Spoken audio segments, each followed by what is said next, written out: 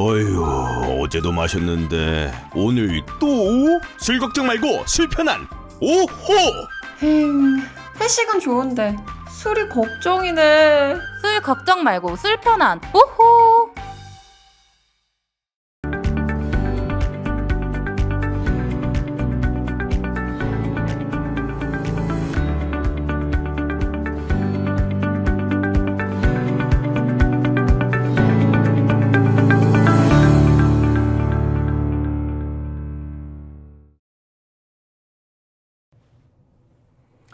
여러분 안녕하십니까. 생방송으로 보내드리는 정치현안 직설입니다.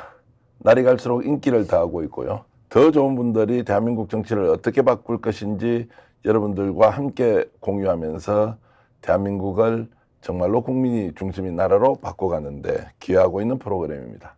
스픽스가 특별히 마련한 정치현안 직설, 오늘은 해바라기 정치인 한 분을 모셨습니다. 이 해바라기는 자신의 이익을 위해서 쫓아가는 정치가 아니라 국민에게 꿈과 희망을 던져주는, 정말로 우리가 좋아하는 해바라기 꽃을 이미지하면서 지금 정치 현장에서 열심히 뛰고 있는 분입니다. 전현희 전 국민권익위원회 위원장 모셨습니다. 어서 오십시오. 안녕하세요. 확실히 인기가 예전보다 달라졌어요. 실제로 현장에 나가시면 많이 느끼시죠? 응원해 주는 분들이 많아졌다는 걸 느껴집니다. 그 오늘 이 이제 대담에서 너무 겸손히 하지 마시고요. 있는 그대로를 한번 국민들께 좀 알려드리는 기회였으면 좋겠는데, 네. 중량감이 확실히 커졌다. 또 정치적인 중요도 또는 이제 각 그 민주당에서 차지하는 역할, 이런 것들이 확실히 달라졌다는 느낌이 있습니다. 느끼시죠? 지금 느껴집니다. 우리 스픽스 대표님과 1대1 이렇게 대담을 하는 이 자리가 저에게는 굉장히 영광스러운 직업이 아이고, 높아졌다는 거 상징하는 것 같습니다. 저희들이 이제 영광스러운 일이고요. 제가 시청자 네. 여러분께 잠깐 말씀을 드리면, 지금 전현희 위원장을 어느 지역에 공천을 할 것이냐를 놓고 민주당 내에서는 가장 경쟁이 치열하다는 동작 의뢰도 넣어서 여론조사를 해보고, 또 서대문에도 해보고, 그리고 강남에 다시 보내는 것이 맞느냐. 현재 이제 본인은 종로에 출마를 지금 하겠다고 준비하고 계신데, 그만큼 민주당에서는 전현희 위원장을 어느 지역으로 전략공천해서 이번 총선 결과를 승리로 이끌 것이냐라는 고민을 하고 있다는 걸 보니, 역시 많이 달라졌다. 지금까지 저분은 친문이었나? 친노였나? 아니면 친명이었나? 이런 것보다는 꾸준하게 자신의 공간에서 정치를 하는 분이었는데, 유독 윤석열 정권 들어서서 이렇게 두각을 나타내면서 민주당에서는 없어서는 안 될 인재가 돼 있는 이런 느낌이어서, 제가 사설이 좀 길었지만 그런 느낌을 가져서 제가 질문을 좀 드린 거고요. 어떻게 하다 보니까 이렇게 존재감이 급상승했습니까? 좀 설명 좀 해주시죠. 그 정도는 아닌 것 같고요. 예. 근데 저는 사실은 달라진 게 없습니다. 네. 제가 정치를 하게 된 것도 변호사를 하면서 이 사회적 약자와 또 어려운 사람들에게 제가 힘을 조금이라도 보태고 싶다, 그런 마음으로 정치를 하게 됐고요. 그리고 또 늘 이 불의에 대한 이런 저항이라든지 정의에 대한 그런 생각이 항상 제 생각이 사고의 가장 중심에 있었습니다. 그래서 불의를 보거나 부당한 일을 보면 거기에 대해서 분노하고 화를 내고 거기에 대해서 저항하는 그런 게 어릴 때부터 제가 쭉 자라오는 과정에서 또 정치에 뛰어들면서 그런 정치 철학을 가지고 있었는데, 그게 막상 현실에서 제가 그렇게 두각을 나타내면서 저항할 수 있는 그런 기회가 많지는 않았는데, 물론 나름대로 열심히 했지만, 근데 이번에 윤석열 정권에서 제가 그 마지막 임기 1년을 윤석열 정권에서 장관급 기관장으로 하면서 이 정권의 무도함과 불의를 제가 직접 경험을 하게 됐잖아요. 정권의 뭐 이런 탄압이 저한테 집중이 됐으니까. 그래서 그때 제가 평소의 소신대로 불의에 대한 저항, 그런 무도한 정권에 대한 그런 정의감 이런 거에 대해서 그냥 자연스럽게 제 생각과 그런 그 평소에 가치 지향을 표현을 한 것이고요. 그리고 거기에 무릎 꿇지 않겠다라는 그런 생각을 한 거고, 그것이 저는 당연했는데 그게 좀 많은 국민들께서 좀 눈여겨 봐주시고 응원을 해주신 것 같습니다. 이제 현재 권력과 맞서 싸운다는 것은 겁도 좀 날 수 있고, 또 이런 불편함을 굳이 내가 감수를 해야 하느냐.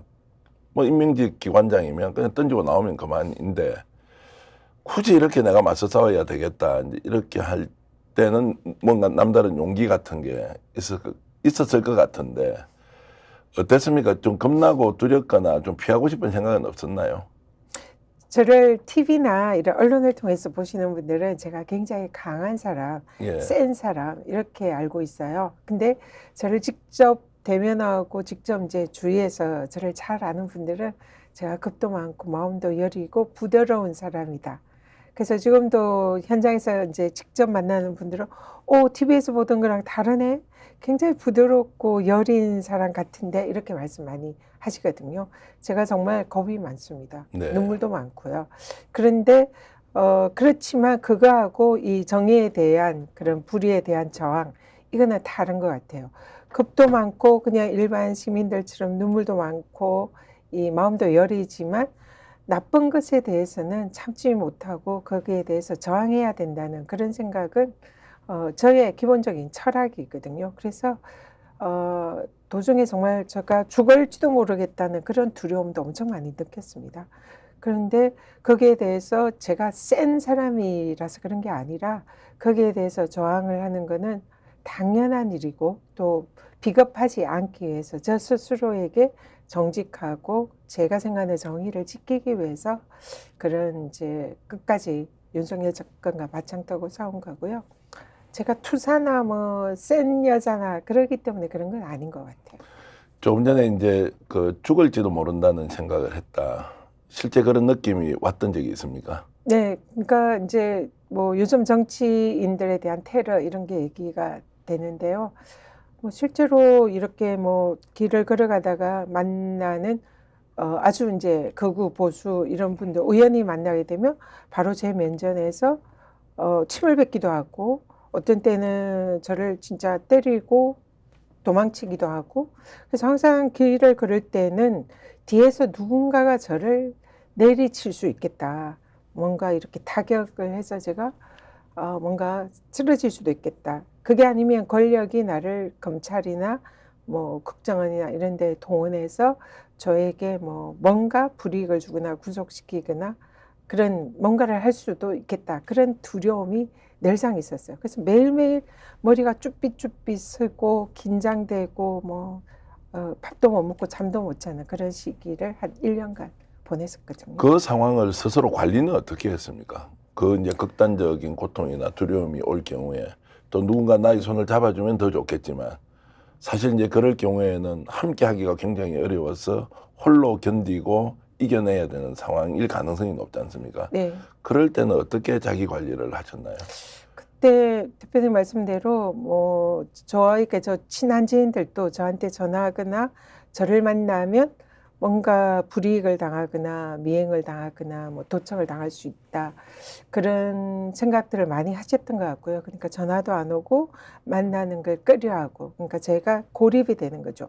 우리 권익위 내부에서도 직원들이 저한테 보고를 안 하고 저를 외톨이 왕따로 만들고 그런 상황에서 정말 괴롭죠. 근데 그냥 그때 이제 걷기 시작한 것 같습니다. 네. 그냥 많이 동네를 이렇게 걸으면서 산책을 하면서 마음을 다스리고 뭐 산에 가거나 책을 읽거나, 그래서 생각을 안 하려고 굉장히 많이 노력을 했어요. 내가 지금 너가 가고 있는 길이 올바른 길이야. 그러니까 뭔가 하늘에서 너를 보살펴 줄 거야. 그런 막연한 믿음, 그런 걸로 스스로를 굉장히 이렇게 이제 그 마인드 컨트롤 그런 걸 많이 하려고 노력했던 것 같습니다. 네. 그렇다 하더라도 그 기간이 1년 정도 되면 뭐 하루 이틀 한두 번, 뭐 5-6번도 아니고 수십 번, 수백 번의 이제 그런 고통의 과정에서 사실 저희들처럼 바깥에서 이렇게 지켜보는 사람은 전현희 위원장이 저렇게 싸우는 것은 아, 기회가 왔으니까 이제 정치하려고 윤석열과 각을 세워서 뭔가 정치적 이익을 얻으려고 하는 것 아니냐라고 정말로 피상적으로 보는 사람은 그런 평가도 할 수 있을 것 같습니다. 그때 상황은 정말 현실 정치의 문제와 그 당시에 겪었던 불의에 맞서 싸우는 것과 연결이 되어 있었다 이렇게 볼 수 있습니까? 결론적으로 보면 네. 그렇게 생각을 하실 수도 있을 것 같아요. 근데 전혀 사실이 아니고요. 저는 사실은 정치를 하지 않으려고 생각을 했던 사람입니다. 권익위원장 할 때 너무 이 정치라는 게 고되고 힘들고 또 저를 희생해야 되는 그런 자리라 이제는 권익위원장까지 장관급 기관장까지 했으면 그냥 정치 그만하고 이제 저를 위해서 좀 살고 싶다 그런 생각을 많이 했어요. 근데 이 무도한 정권의 이제 탄압과 불의를 겪으면서 거기에 대해서 다 이제 뭐 사퇴라 이러면은 다 물러나셨잖아요. 대부분. 그리고 사실상 어떻게 보면 장관급 기관장으로 끝까지 이제 정권과 맞짱을 떠서 싸워서 이긴 사람이 결국은 저 하나밖에 없는 그런 상황이 됐잖아요. 근데 그게 저는 뭔가 제가 뭔가를 그렇게 뭐 유명세를 얻거나 뭐 아니면 정치적 입지를 얻거나 이런 생각은 단 한 번도 한 적이 없고요. 단지 눈앞의 불의에 대해서 이거는 내가 비겁하게 무릎 꿇지 않고 끝까지 저항하겠다. 그 생각이었던 거고요.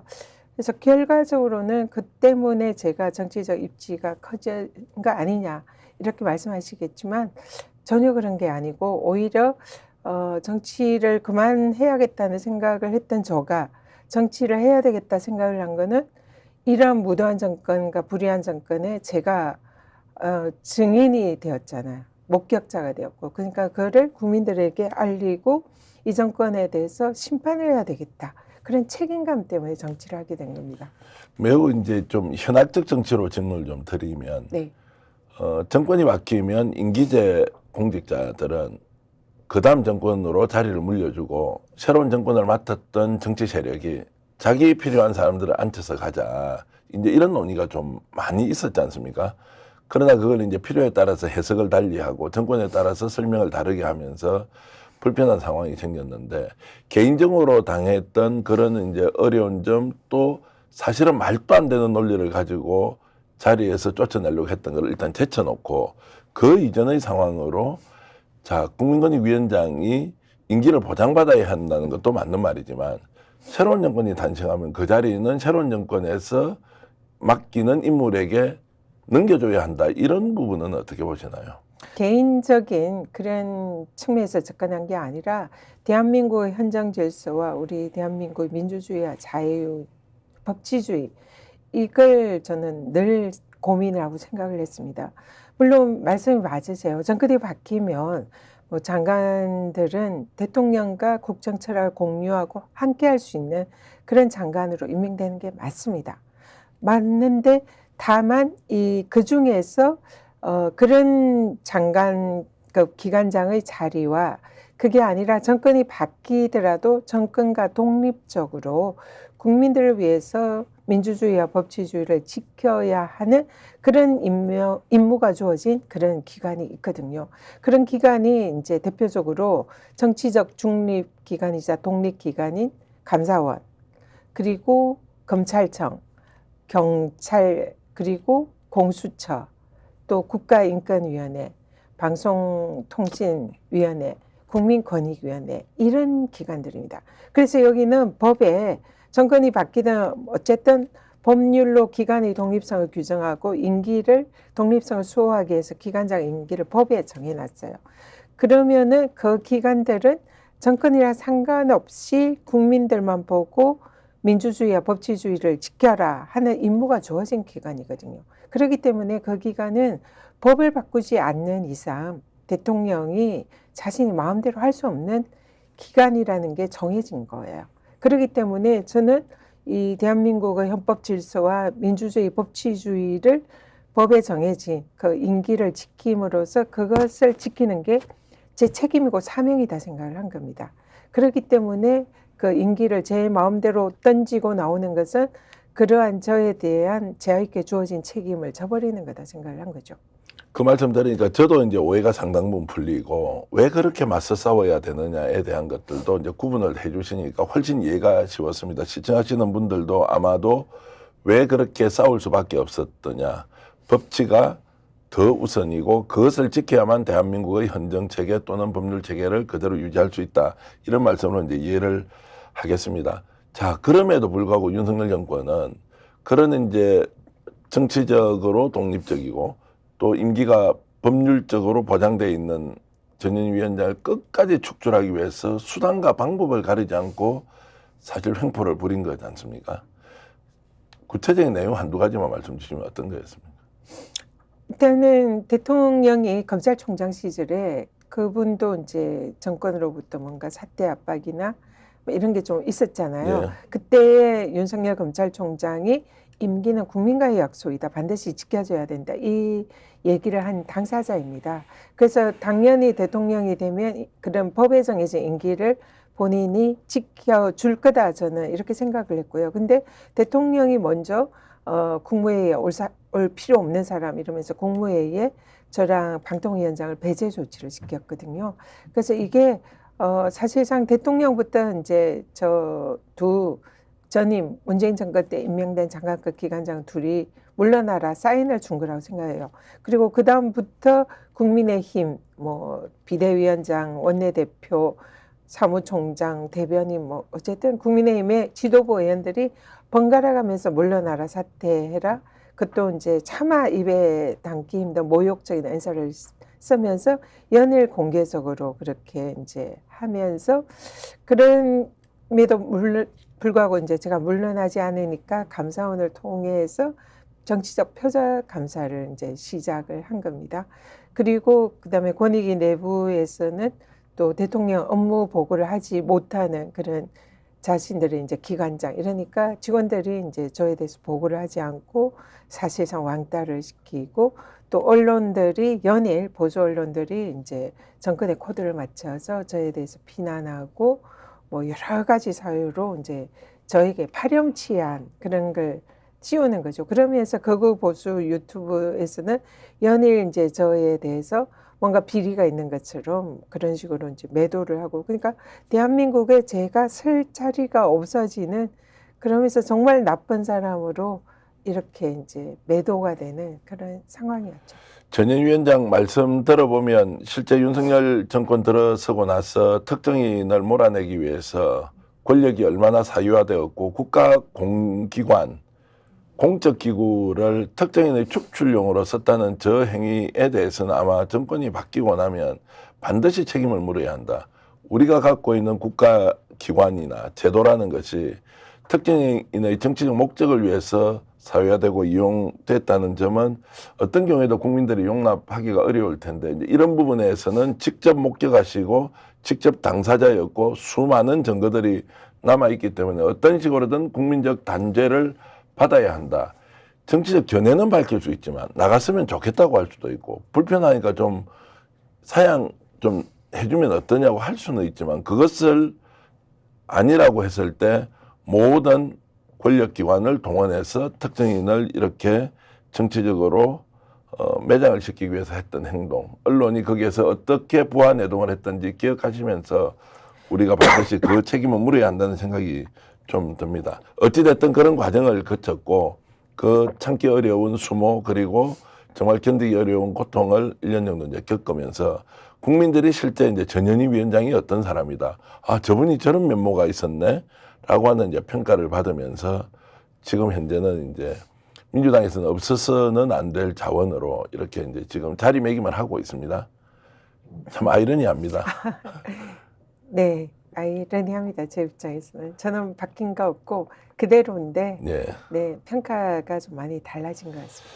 자, 그래서 이제 전현희 위원장이 원래 어떤 분이었던지에 대해서 뭐 저는 비교적 가까이서 이렇게 봐왔는데 어떤 사람이 뭐 치과의사 하시다가 또 변호사 시험 합격하셔서 정치권에 입문하시고 또 기억에 국민들이 강하게 남아있는 것은 강남에 가서 강남을 지역구에 저렇게 어렵다는 민주당이 어려운 험지에서 당선이 되고 뭐 이런 이제 과정을 보면서 아 저분 어떤 분이야 이런 생각 드는데 뿌리를 보고 참지 못한다는 말씀을 하셨고 본인은 본인에 대해서 어떤 평가를 하시나요? 저는 늘 그런 생각을 합니다. 저는 주위의 평가나 아니면 제3자가 저를 어떻게 보느냐, 물론 이것도 중요하지만 제가 가장 중요하게 생각하는 것은 내가 스스로 저를 어떻게 평가하는가. 그래서 사실 사람은 자기가 스스로 내가 어떤 사람인지 잘 알잖아요. 아무리 겉으로 뭐 가면을 쓰고 뭐 이렇게 뭔가 좋은 사람처럼 보이게 노력을 하더라도 스스로 내가 어떤 사람인지는 가장 정확하게 알 수 있는 사람이 저잖아요. 그래서 저는 제 철학은 그랬습니다. 제가 죽을 때 스스로 저에게 넌 참 멋지게 살았어. 넌 정말 멋진 사람이야. 이렇게 제 스스로에게 평가를 해주고 싶어요. 그래서 그렇게 제가 생각하는 멋진 사람은 그냥 세간의 그런 잣대나 이런 게 아니라 스스로 생각했을 때 제가 생각하는 가치, 그러니까 제가 정치를 할 때 제가 생각하는 가치는 제가 사회적 약자나 어려운 사람들에 대해서 제 능력 있으면 조금 더 쓰겠다는 거고, 그리고 또 불의에 대해서는 용서하지 않겠다는 거고, 그리고 그런 거에 대해서 그런 얘기를 할 수 있을 정도로 제가 스스로 저에게 부끄럽지 않은 사람, 이런 게 되어야 제가 그런 얘기를 할 수가 있거든요. 그래서 그런 걸 제가 실제로 제 인생을 그렇게 살아왔을까 할 때 죽을 때 그래 맞아 나 그렇게 해왔어 멋져 이렇게 할 수 있는 삶을 저는 늘 그리고 있어요. 당당해서 보기 좋고요. 부럽기도 하고 자기 관리를 정말 잘하시구나 이런 생각 드는데 이제 그런 결과입니까? 최근에 보니까 국회의원 예비후보 후원회장을 맡으셨더라고요. 그거는 이제 보통 이제 체급 있는 정치인의 일종의 표본은 누군가의 후원회장이 되는 것이다 이렇게 했는데 후원회장 어쨌든 맡으셨더라고요. 네, 그분은 지금 이제 세종에서 있는 변호사신데요. 조남이 어떻게 되시죠? 봉정현 변호사가 네네. 민주당 예비후보 세종 네네. 갑입니까 어디입니까 그분은? 세종갑입니다. 세종갑에. 예. 네네. 그게 홍성국 의원이 불출마한 지역에 이번에 이제 출마 선언을 했는데요. 그분이 이제 제 대학교 후배인 거는 최근에 알았습니다. 네. 그리고 알게 된 것도 최근인데 워낙 좀 정의롭고 또 제가 이 사실 그 아무도 의지할 사람이 없는 그런 상황에서 이 감사원이나 이런 이제 정권의 탄압을 받을 때에 이 우연히 인연으로 좀 법률적인 자문을 구하고 저에게 많은 이런 도움을 주신 분이에요. 그러면서 이제 참 괜찮은 젊은 정치인이다 이런 생각을 했고요. 그래서 그분이 이제 저 후원회장을 해달라고 요청을 해서 거절을 못했습니다. 사실은 이제 후원회장을 요청하는 분들이 굉장히 많았어요. 아 그렇습니까? 그 손 꼽으면 한 열 몇 분이 저한테 요청했는데 저는 아직 그럴 자격이 못 됩니다. 제가 앞걸음도 못하는데 제가 무슨 후원회장입니까? 이러면서 사실 다 거절을 했어요. 그런데 이분 혼자만 제가 이제 어쩔 수 없이 그런 제가 신세를 진 그런 것도 있으니까 또 너무 훌륭한 분이다는 생각이 들어서 이제 후원회장을 맡기로 했는데 제가 뭔가 훌륭한 사람이어서 그런 건 아니고요. 그냥 개인적인 철학 이런 게 같아서 그런 거 아닐까 싶어요. 세종갑에 출마한 봉정현 예비 후보는 여러분들의 요청을 받았지만 그 봉정현 변호사만 후원회장을 해줬다는 점 기억하시면서 열심히 싸워서 정의롭게 대한민국을 만드는데 전현희 위원장과 손을 잡길 바라겠습니다. 제가 다른 분들은 되게 죄송해요. 그래요? 사실은 거절을 하신 분들이 많잖아요. 예. 그래서 정말 죄송합니다. 이 자리를 빌어서 여러분들 모두 응원합니다. 예. 자, 이제 본론으로 좀 들어가겠습니다. 지금 이제 신의 한 수냐 아니면은 오히려 분란의 단초가 되느냐. 통합비례정당 이야기입니다. 네. 이재명 당대표가 정책 결단을 통해서 광주에서 자 이번에 야권 빅텐트 만들자. 그래서 비례대표 의석을 범진보연합에서 다수의석을 차지해서 윤석열 정권 심판하자 이렇게 이제 주창했습니다. 당내 갈등도 상당히 많았고요. 또 막바지까지 병리평으로 되돌아가는 거 아니냐라고 우려 또는 가야 한다는 당위를 주장하는 사람이 많았는데 결국 이재명 당대표가 병리평을 버리고 연동형으로 가고 그리고 통합비례정당을 만들자. 어제 의원총회에서도 좋다. 당대표 이렇게 결정했으니까 이제 큰 정치 한번 해보자라고 해서 당내 이제 이견도 다 사라진 상황입니다. 자, 이것은 이미 이제 나온 이야기니까 제가 이제 현장 정치를 하고 계시는 전현희 위원장께 좀 여쭤보고 싶은 것은 자, 이렇게 빅텐트를 만드는 것이 어떤 정치적 의미가 있는 것이냐. 또 빅텐트는 지금 제3지대에서 계속 나왔던 이야기인데 오히려 민주당이 가장 먼저 빅텐트를 쳐버렸습니다. 자, 이것이 가지고 있는 또 정치적 의미는 남다를 것 같은데 일단 종합적 평가를 해주시면 어떻습니까? 일단은 저는 이재명 대표가 정말 고뇌에 찬 아주 중요한 결단을 했다. 그렇게 생각합니다. 좀 그 이재명 대표의 이번의 결단이 그 가치가 조금은 평가절하되어 있다 생각하는데요. 이재명 대표가 이번에 이제 그렇게 결정을 한 것은 이런 어떻게 보면 희생을 이렇게 전제로 한 그런 결단이었다. 그래서 쉽지 않은 결정이었다 이렇게 생각을 하거든요.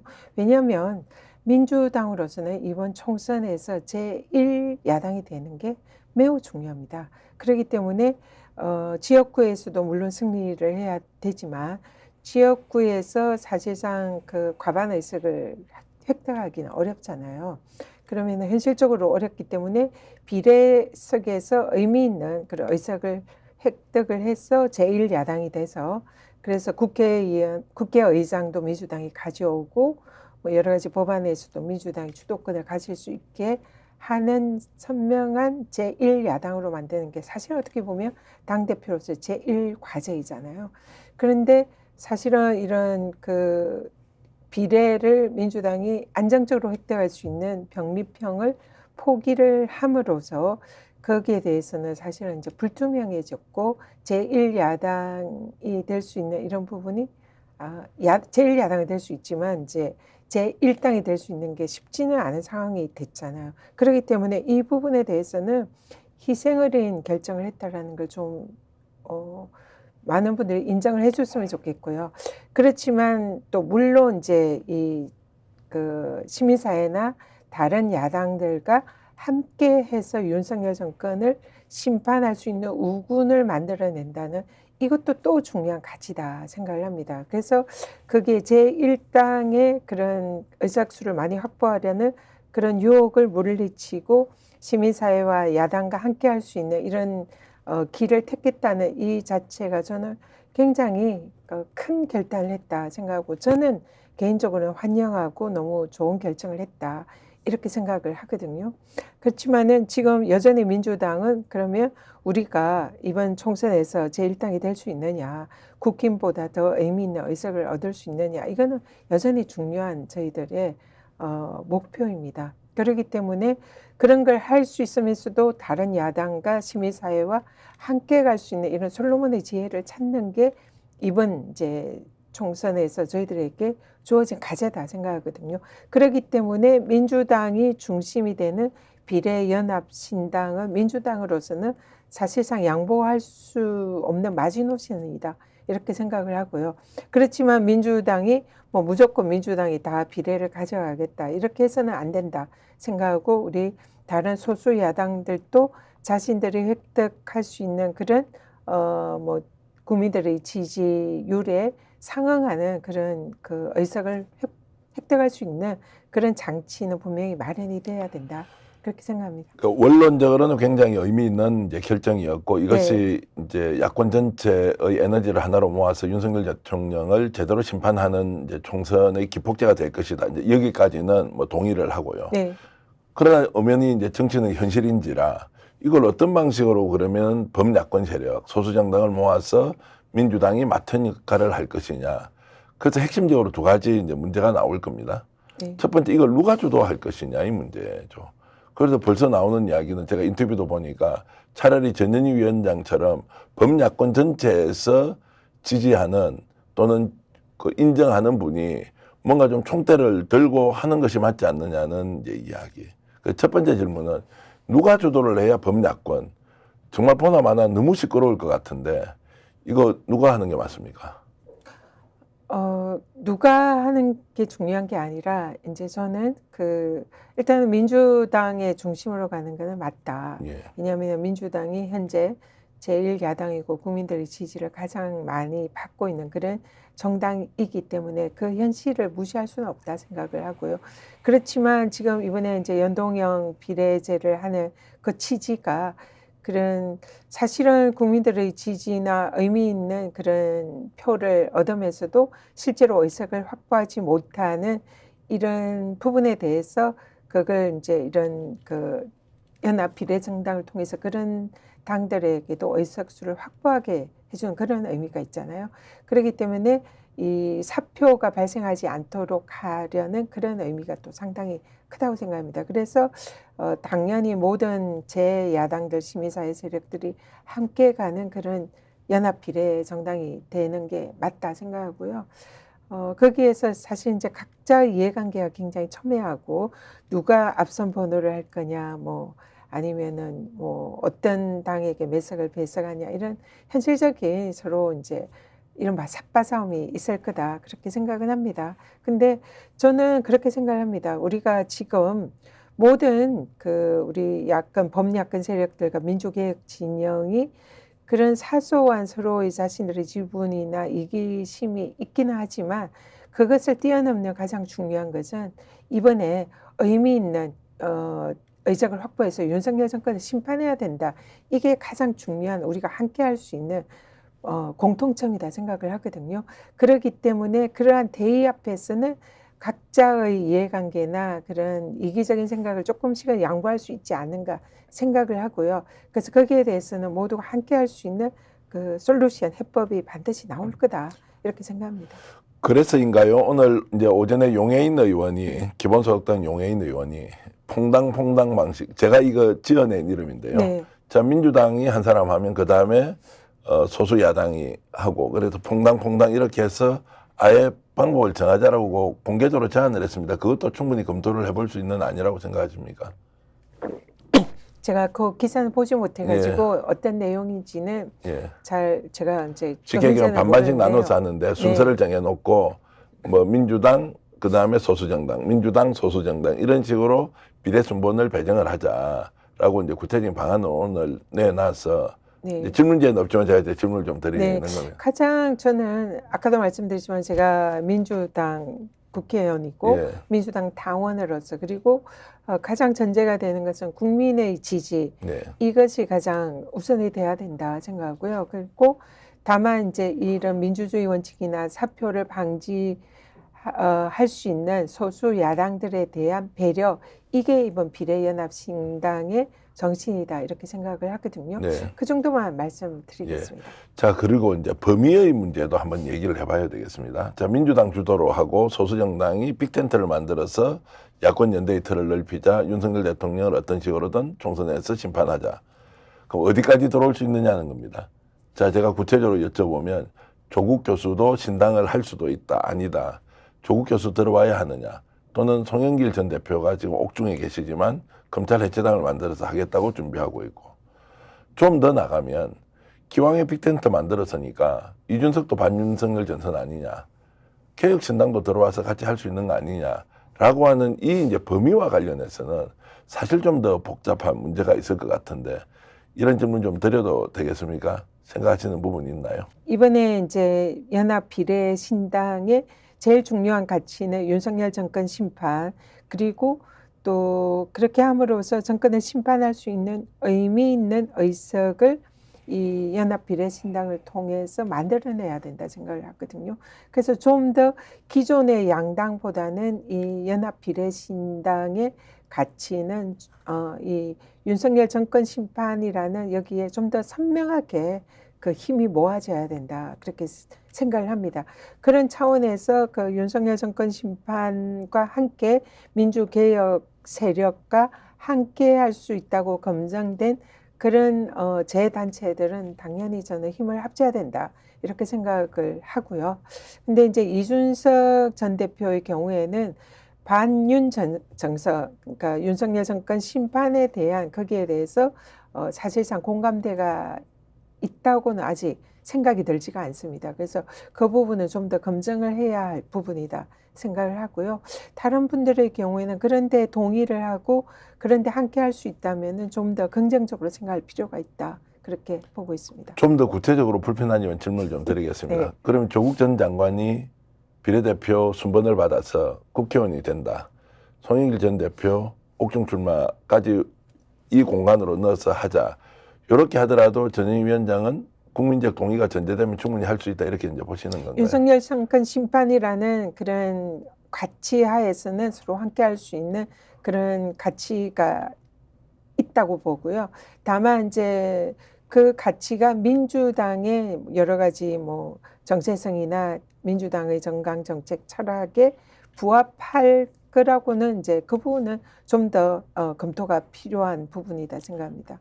지금까지 민주당이 해왔던 정치적 결정 과정을 과거에 이렇게 이제 좀 생각을 해보면 중도층한테 불리하다. 이거 원칙은 좋지만 지금 선거에 혹시 역풍 불지 모르니까 이까지는 가지 말자. 그래서 저는 이제 벌써 드는 생각이 조국 전 장관이 적극적으로 비례대표 출마하겠다고 했을 때 오히려 자중질환에 빠질 수 있지 않느냐. 송영길 전 대표가 이런 그 통합 지금 이제 용어는 당에서는 통합비례정당이라고 하던데 여기에 출마하겠다고 했을 때 배제할 거냐 받을 거냐 이제 이런 것들은 굉장히 중요한 정치적 판단, 정무적 선택이지 않습니까? 그래서 좀 구체적으로 이 두 분을 과연 이런 통합비례정당에서 받을지 말지에 대해서 제가 궁금해서 좀 여쭤본 겁니다. 그러니까 저는 뭐 거기에 대해서 지금 당의 지도부가 아니라 예. 그냥 제 개인적인 생각을 네. 말씀드리는 거고요. 민주당의 입장은 아니다는 걸 먼저 전제를 예, 드리고요. 그리고 이 연합 비례 신당의 경우에는 민주당이 아닙니다. 네. 이 개혁 세력들과 함께하는 그런 이제 빅텐트를 친 그런 당이거든요. 그러니까 당연히 민주당의 입장과 이 연합 비례 신당의 입장은 차이가 있을 수 있어요. 그래서 제가 말씀드린 게 만약에 뭐 조국 전 장관이나 송영길 전 대표가 민주당으로서는 받을 수 없지만 또 포용하기가 좀 어려운 부분이 있지만 이 윤석열 정권 심판이라는 이런 비례연합 신당의 입장에서는 같이 할 수 있는 여지가 그 부분은 뭐 여전히 그런 여지를 남겨두어야 한다. 그런 생각인 거고요. 네. 굉장히 중요한 말씀인데 지금 벌써 바깥에서는 이제 이게 국회의원 의석과 관련된 부분이니까 민감도가 굉장히 높은 것 같습니다. 어제도 제가 민주당은 지금 내부의 상황이 어떤지 시민단체는 어떻게 하는지를 수소문을 좀 해보니 어떤 범위까지 할 건지 벌써 논의라고 이게 시간이 지금 없지 않습니까? 네. 그 통합비례정당을 하려고 하면 뭐 지금 한 2주 안에 다 끝을 내야 아마 그 총선 일정에 맞출 수 있는 것이어서 짧은 시간에 굉장히 중요한 이제 정책 결정들이 나올 텐데 오늘 이제 전현희 위원장 말씀은 윤석열 정권과 맞서 싸웠던 누구라도 이것은 민주당이 아닌 오히려 비례통합정당이기 때문에 훨씬 더 많은 분들이 와서 함께 해야 한다는 그런 뜻으로 이해를 하겠습니다. 네.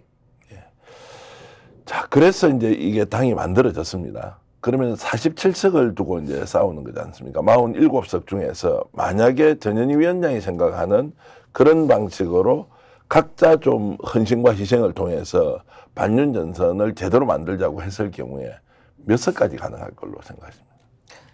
47석을 두고 지금 이제 국민의힘이 지금 뭐 국민의 미래라는 이런 위성 정당을 현재 지금 창당 작업을 하고 있다고 그럽니다.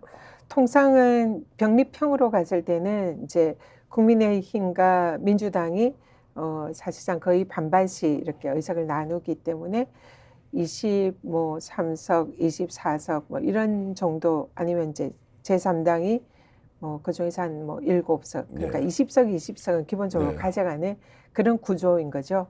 근데 이번에는 국민의힘이라는 정당이 그러면 기존의 20석을 다 가져갈 것이냐, 그러면 나머지 27석을 여기서 가져갈 것이냐, 이 싸움이라고 보거든요. 근데 저는 사실은 목표는 국민의힘의 경우에는 사실은 이 민주당이 그 권역별 비례 병립형 그걸 계속 협상을 얘기를 했고 그리고 또 연동형으로 가더라도 위성정당은 하지 말자. 그런 입법을 계속 제안을 했지만 그걸 계속 거부한 게 사실은 국민의힘입니다. 그렇기 때문에 지금 국민의힘이 민주당이 연합비례정당을 하는 것을 비판을 하면서 그 위성정당에 대한 비난을 하는데 실제로는 가장 위성정당에 대해서 뚜렷한 입장을 가지고 벌써 위성정당을 만들고 있는 당이 국민의힘이거든요. 그래서 국민들이 바라는 그런 민주주의와 이런 그런 그 국민들의 사표를 방지하는 그런 선거제를 만들어 달라는 국민들의 열망을 저버린 것은 저는 국민의힘이라고 보고 있습니다. 그래서 거기서 위성정당을 만들 때에는 그만큼 그에 대한 국민의힘이 책임을 져야 된다.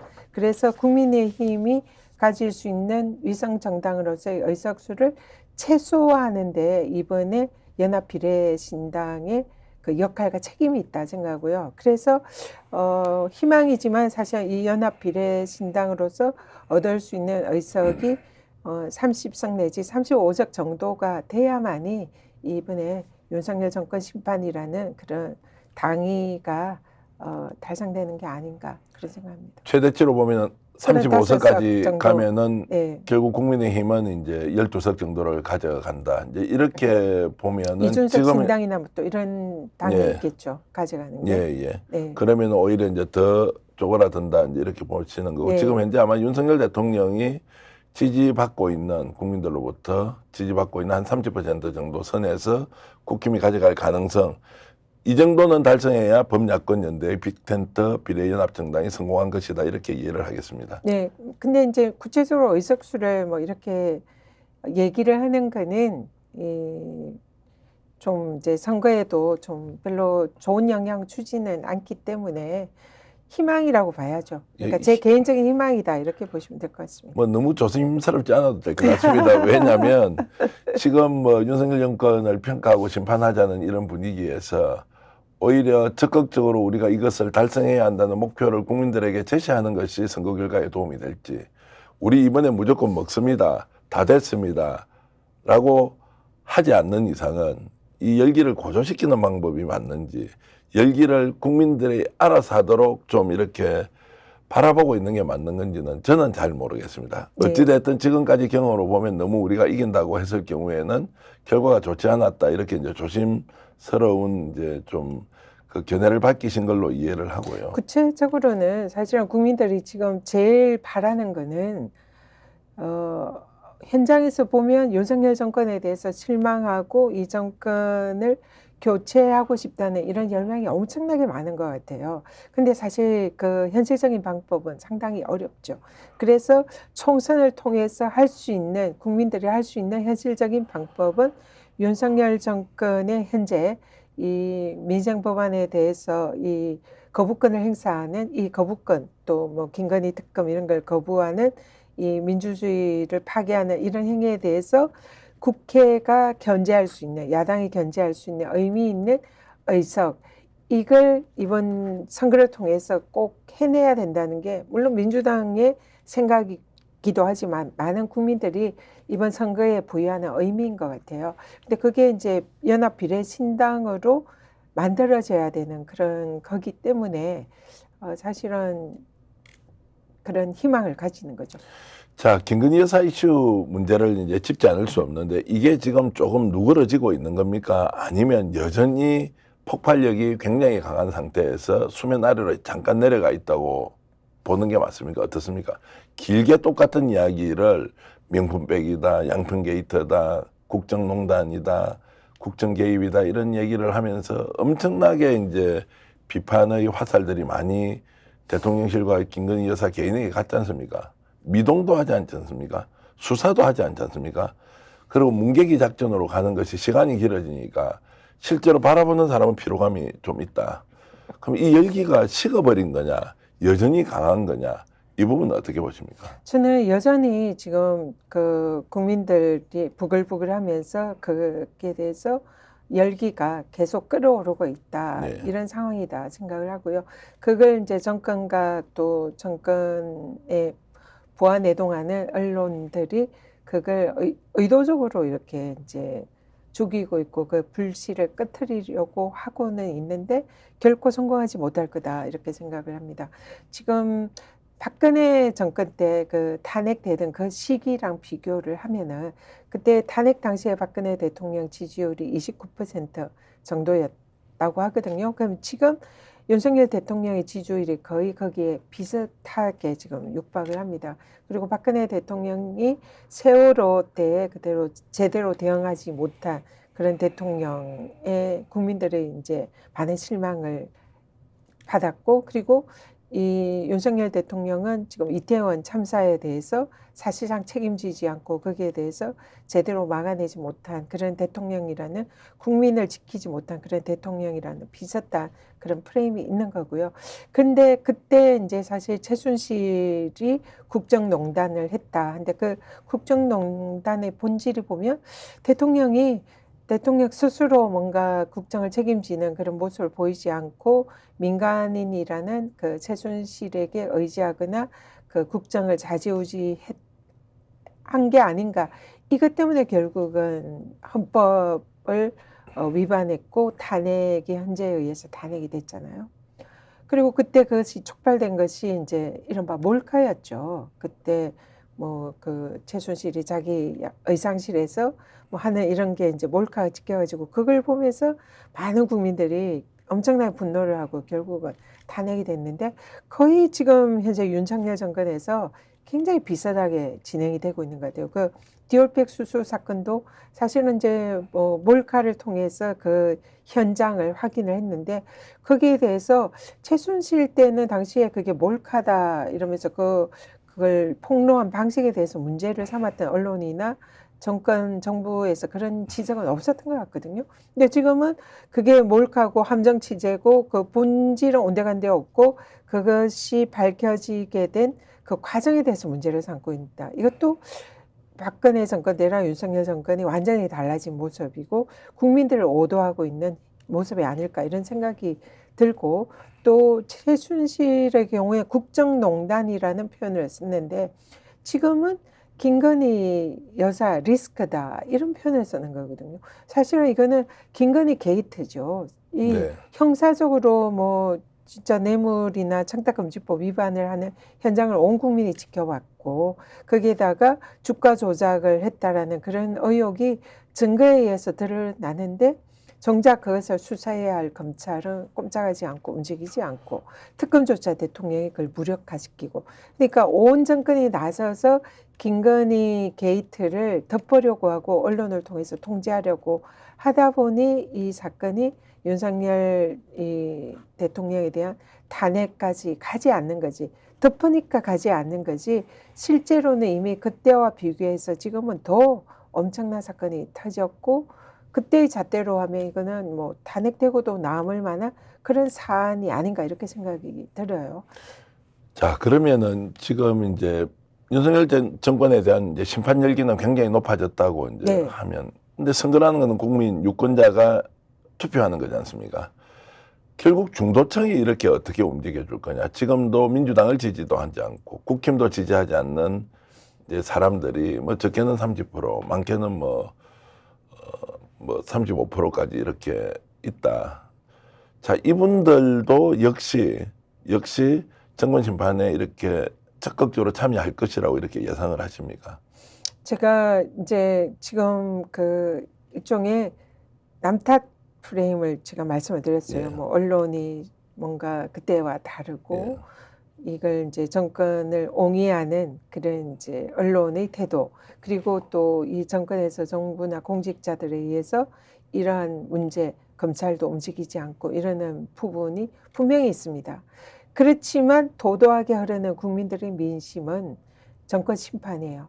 70%의 국민들이 윤석열 정권에 대해서 정말 못 살겠다, 정말 갈아보자 이런 생각을 가지고 계신 거예요. 그렇기 때문에 이러한 정권에 대한 심판의 열기로 보면은 사실은 야당의 지지율이 치솟아야죠. 그렇죠. 근데 야당인 민주당의 지지율은 뭐 지금 국힘이나 뭐 크게 차이가 없는 정도의 지지율을 가지고 있는 거예요. 그러니까 이거는 지금은 남 탓이 아니라 내 탓을 해야 된다 생각합니다. 민주당이 스스로 자기를 돌아봐야 된다 생각합니다. 왜 정권심판 열기가 이렇게 높고 국민들은 정말 못 살겠다, 이 갈아보자 이런 게 민심이 이렇게 폭발하는데도 왜 실제적으로 총선에서 민주당이 그렇게 압승하지 못할 것 같다, 야당이 제대로 못한다 이런 얘기를 듣고 지지율이 왜 안 오르냐? 저는 민주당이 못했다, 잘못했다. 지금 167석, 거의 180석에 가까운 압도적인 의석을 가졌던 제1야당의 민주당이 도대체 그러면 이 윤석열 정권 2년 가까운 이 시기에 도대체 뭘 했냐? 국민들은 그래서 민주당에게 실망하고 있다 이렇게 생각하거든요. 그래서 지금의 이 모습 그대로 민주당이 총선에서 우리 민주당 앞으로 잘할 테니까 민주당에 표를 주세요 하면 국민들은 너 아니야, 너네들론 안 돼, 이렇게 하실 거라는 거죠. 그렇기 때문에 총선 승리가 저는 쉽지 않다 생각을 합니다. 그래서 사실은 이 현재 민주당보다 정말로 현재의 지금 시대적 가치는 정권 심판에 있기 때문에 이 정권을 심판할 수 있는 선명한 야당을 현재는 국민들이 요구한다 그렇게 생각을 하고요.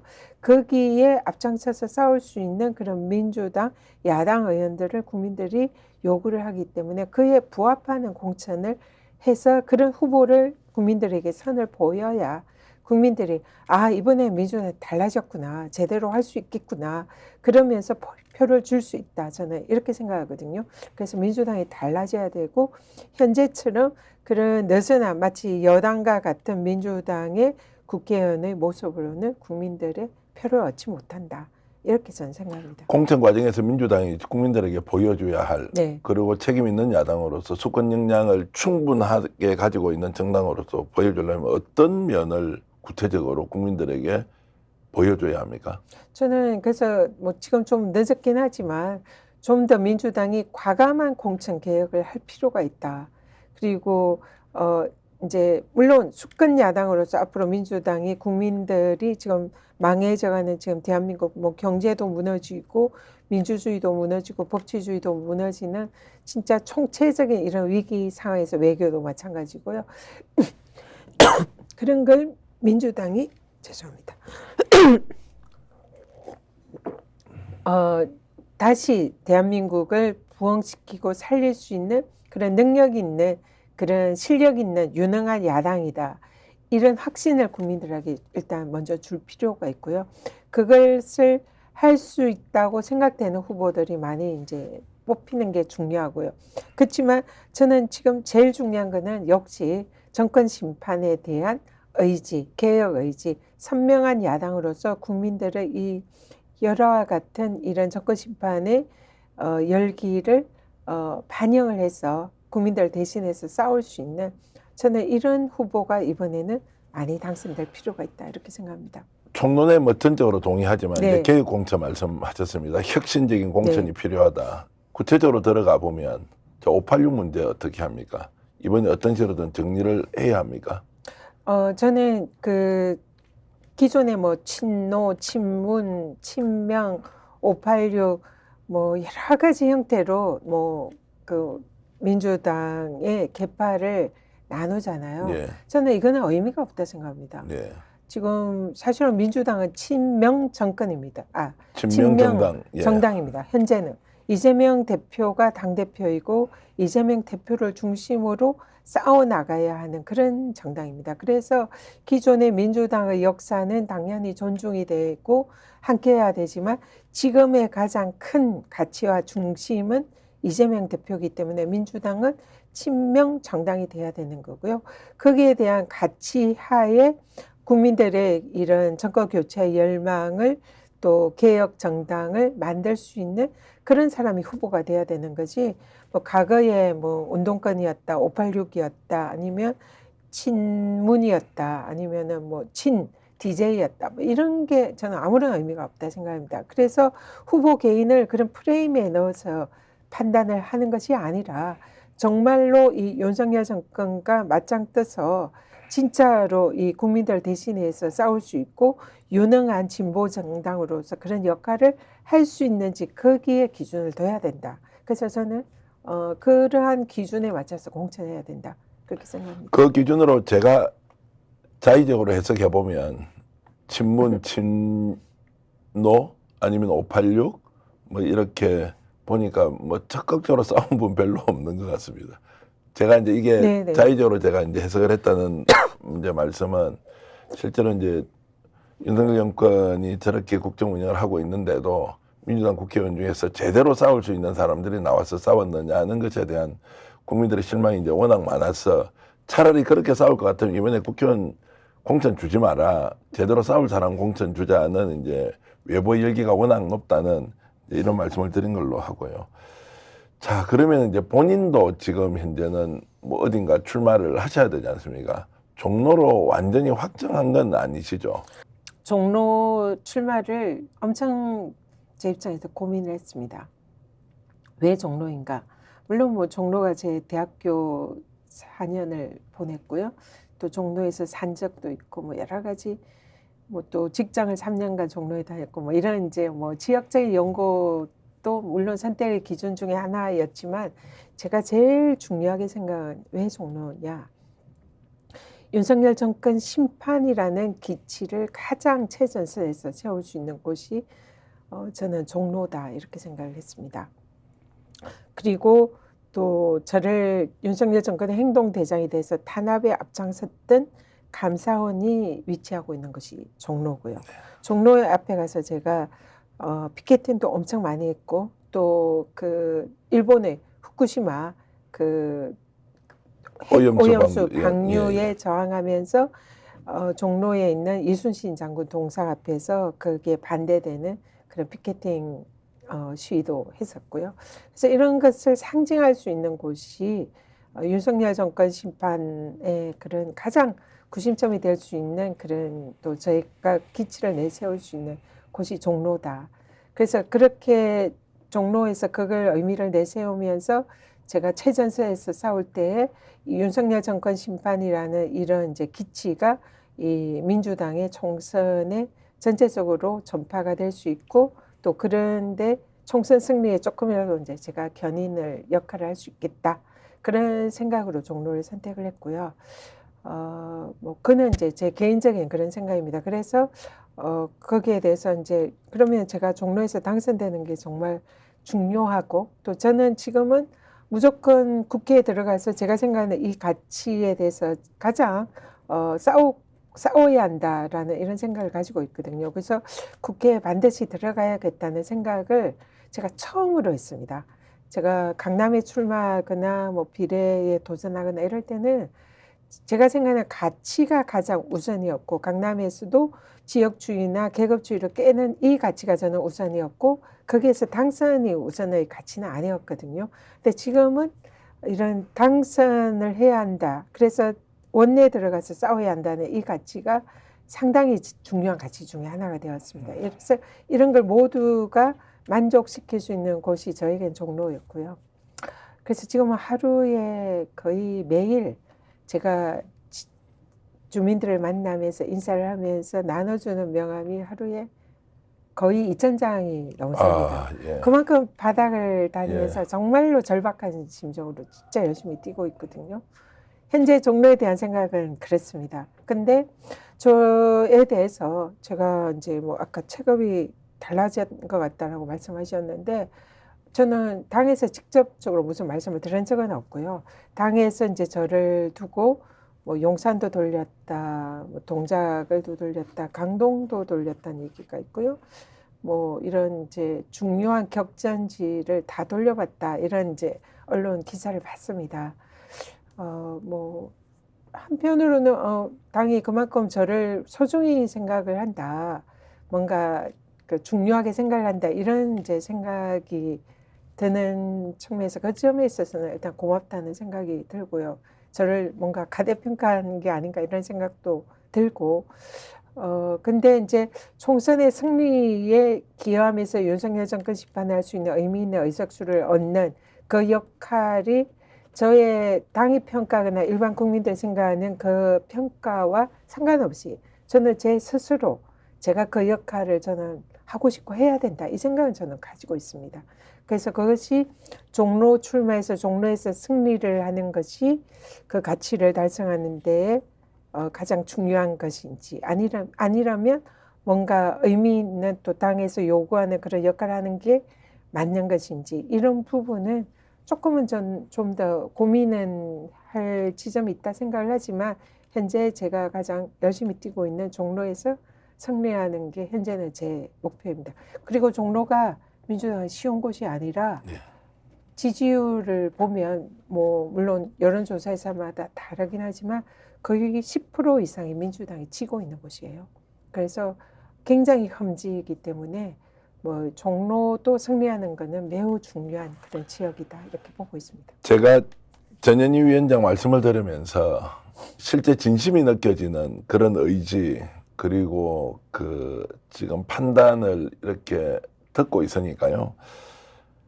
왜 종로 갔어요? 혹시 서울시장 아니면 대권 이런 생각까지 있습니까? 라는 질문을 좀 드리려고 했는데 제가 이 질문이 제대로 된 질문이 아니라는 생각이 좀 드는 것이 지금은 그 이후의 정치적 일정이나 과정보다는 현재 종로가 가지고 있는 상징 민주당의 전국 정치를 전국 선거를 주도하는 정말 중요한 위치에서 당신이 직접 희생을 하겠다 이런 마음으로 지금 뛰고 있다는 것을 확인하고는 그 후의 정치 일정에 대해서 일단 질문하지 않겠습니다. 총선 이후에 네. 정말 여쭤봐야 될 것 같고. 실제로 그랬고요. 제가 아까도 처음에 말씀하셨지만 권익위원장을 물러나지 않고 임기를 지킨 게 혹시나 이런 정치적 체급을 지키려는 그런 의도가 있지 않았느냐에 저는 단호히 절대로 그런 생각은 1%도 하지 않았다. 그런 말씀을 드린 거고요. 지금도 마찬가지입니다. 이후에 저의 정치적인 미래 이 부분은 지금 저에 대해서 아무런 제가 거기에 대한 계산이나 생각을 하지 않는 거고요.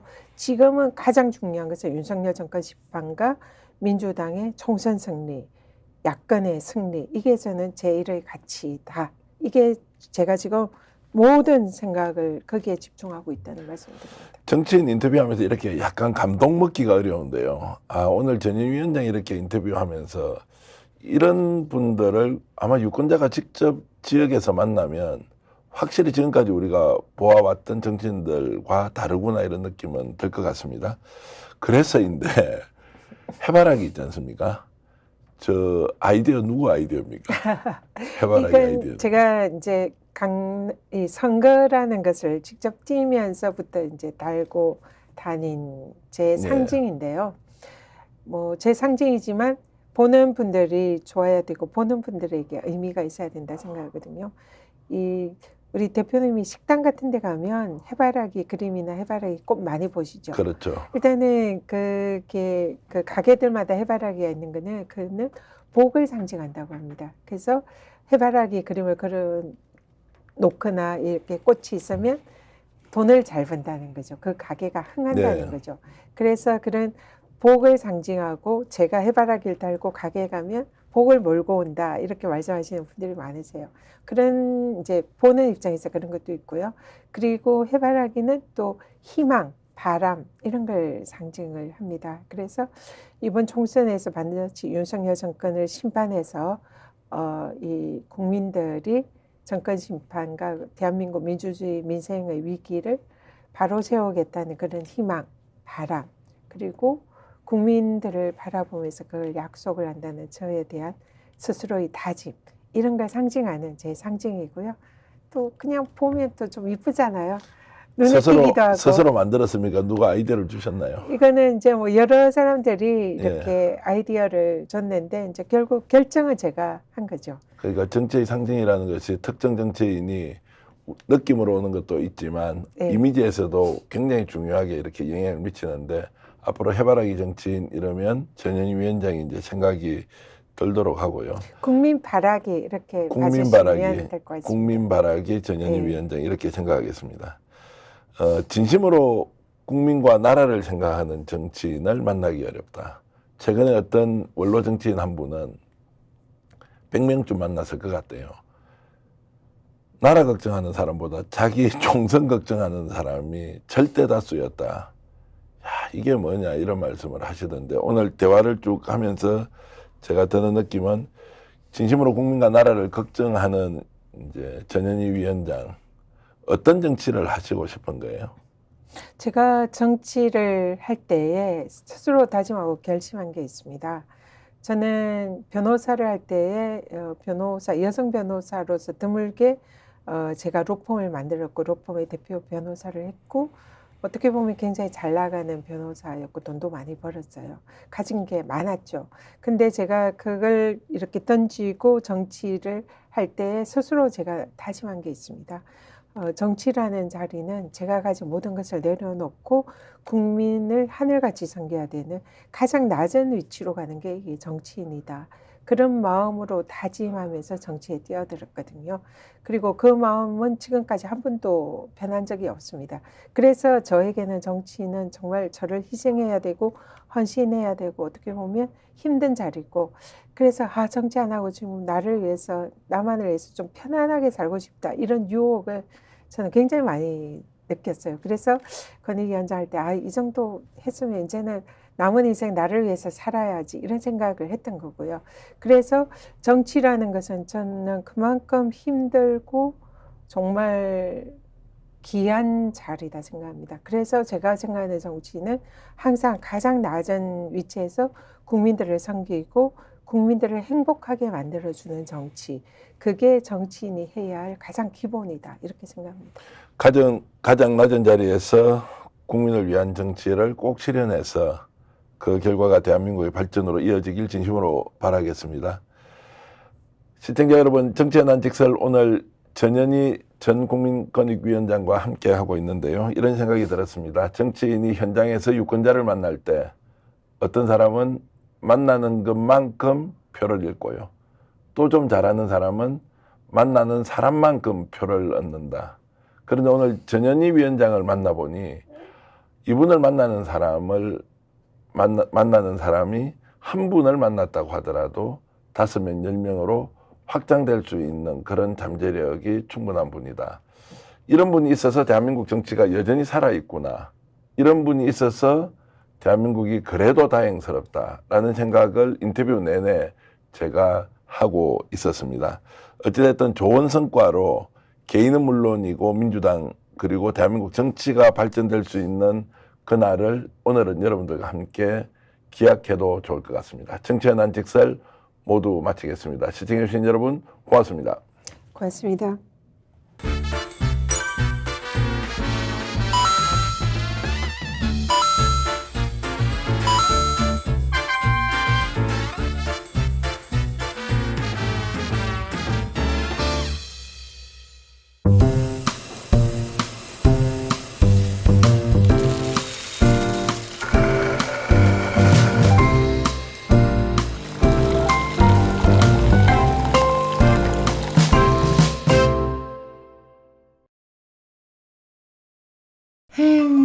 회식은 좋은데 술이 걱정이네. 술 걱정 말고 술 편한. 어허. 제가 술이 약해서 술 걱정 말고 술 편한 오호!